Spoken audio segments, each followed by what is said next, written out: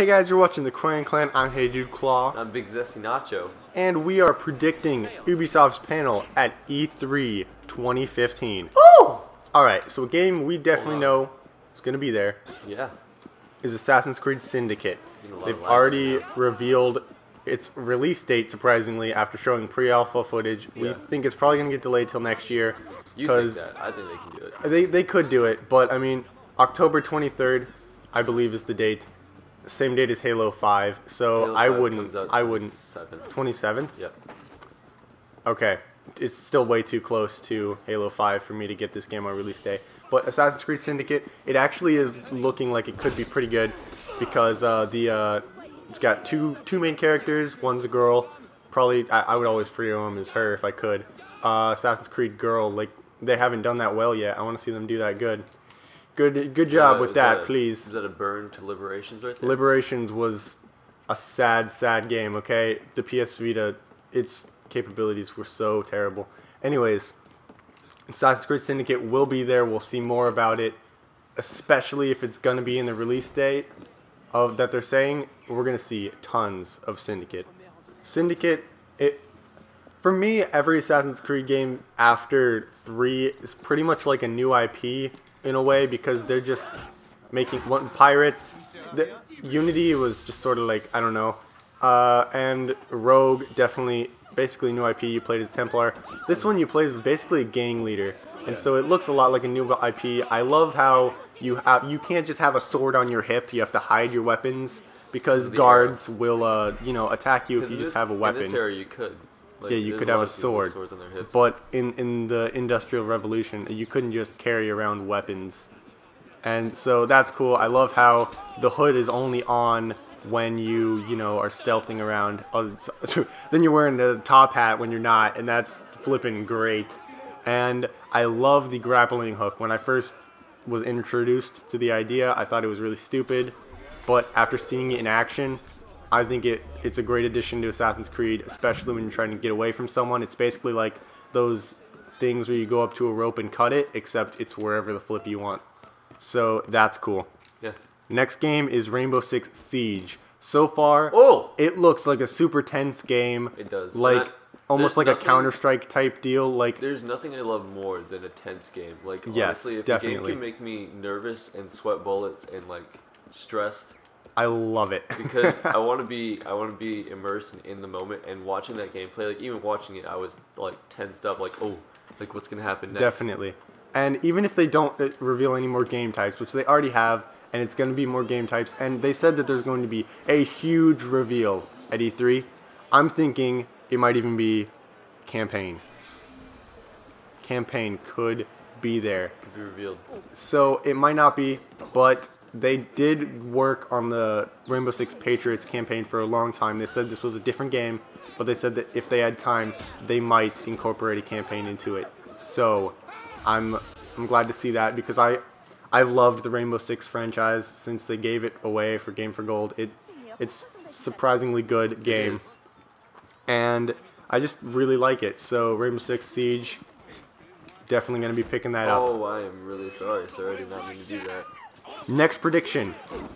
This is a little bit of a stretch, but Far Cry 5 could be there, because if you think about it, Assassin's Creed makes a new game every year because Ubisoft has so many development teams. It's almost like they have so many different developers. It's like Call of Duty, there's Treyarch, Infinity Ward, all that stuff. They have like Ubisoft Montreal, Ubisoft Quebec, all this stuff. So Far Cry 5 could be there, but it's a bit of a stretch, and we hope that they spend more time on making that game, because Far Cry is normally pretty good games. Next game, Just Dance 2016. It's inevitable. They've been making one every year since 4, I believe, and they're all right. I don't know what they'll add to this one. Last time they were like, oh, download a phone app and you can dance with unlimited people. Yeah. And you can dance over the internet. I don't know if I have actually did that. no idea if they're actually going to add anything. Hopefully, the one thing I don't like about the newer Just Dance games, instead of just adding popular songs of this era, they randomly put songs from different eras mixed in too. I don't like that. Just do popular songs now. The people know. Like, That's just me. I mean, some people might love that they put like "Never Gonna I Give You think Up." Yeah, I like randomly. I like the ridiculous songs. Yeah, the ridiculous songs. Like but the when good they ones, put like I would love to have "Don't Stop Believing." Oh, in a totally, game. that's- I would like to have. But Like, I mean, Eye of the Tiger. silly dances are different. But some of the games are just like songs. Why did they put it in there? You know. Yeah. And so they're yeah. They might make a new Rayman game. Ubisoft did say that they have a game exclusive to the Wii U, just like lying behind their belt. It's completely done. They just haven't released it because they wanted the Wii U to sell more copies. Well, guess what? It has sold more copies because of Smash Bros. And now the new Zelda Wii U coming out, Star Fox, all these games are increasing its sales. So they might be revealing whatever that was. Some people thought it was Rayman Legends, and they chose to make it cross-console. But I think That wouldn't be an exclusive though. I know they chose to make it cross-console though. Oh. But I think that the exclusive is still out there, and we could be seeing it coming. It might be a new IP. Maybe. And okay, last prediction of this video.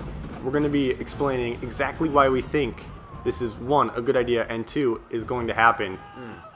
So bear with us, please. Some of you might rage when we first say this, but Watch Dogs 2. Oh, wow. Alright, listen.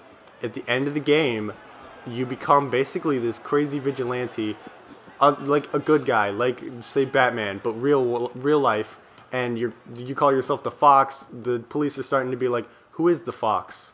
And they totally, like, play it like it's going to be a sequel. And was the first game good? Yes.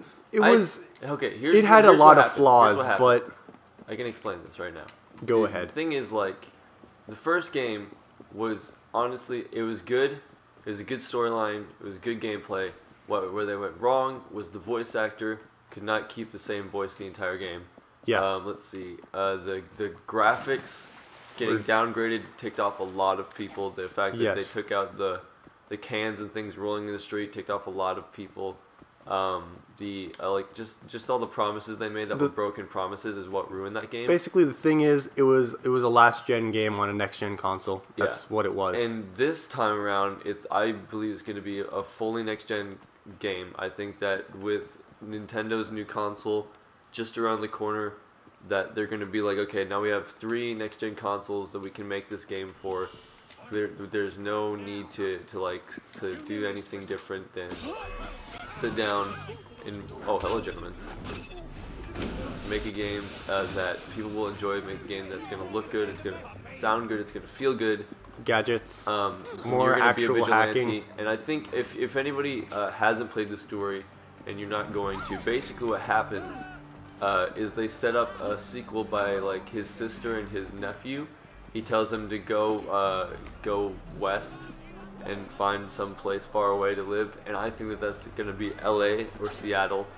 I think probably Seattle though, maybe LA. I don't know, but either way, I think that the enemies the demons and enemies he's made in the first game are going to try and take them and kill them or whatever, and you're gonna have to go to that new city.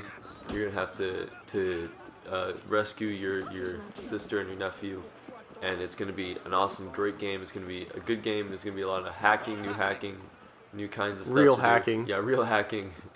And better cars, faster cars, better weapons, cooler weapons.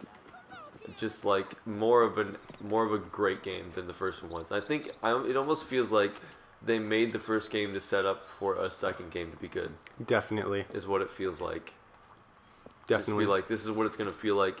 This is basically the story we're setting up here, and it's almost like it's a prequel to a good movie. Yeah. But that's where I think that we both stand on Watch Dogs 2, is that it's going to actually be a good game. We hope. We certainly hope. Yeah.